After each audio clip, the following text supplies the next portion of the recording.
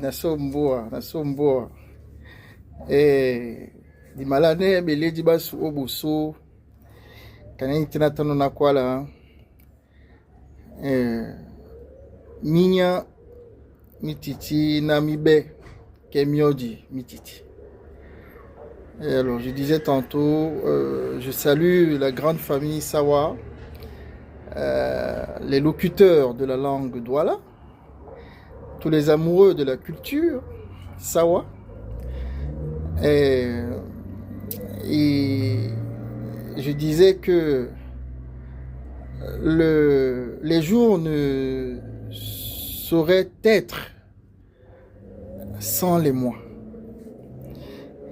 Et donc c'est pour ça que nous allons continuer notre transmission d'aujourd'hui avec la connaissance des mois de l'année, les mois qui constituent l'année, les 12 mois de l'année. Et dibina diben domla mioji namiba o musongi mwasu mambu nje na elunde mbu tonaneni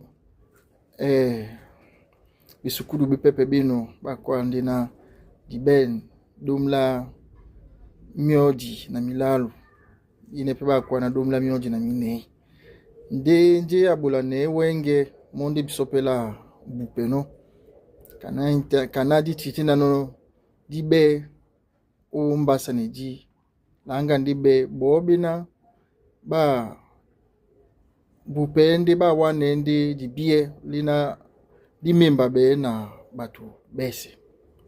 Alors wenge diben domla mioji na miba modi mabuso mwende di modi nyola singa di dina punda po batu boba bambe mo kaneni tendo mam mo abambe no mo di modi ende janvier di bene ngonde ende février di bene sone to so songe ende mars di bene di baba mo ababa nde ani baba mabubu na mbua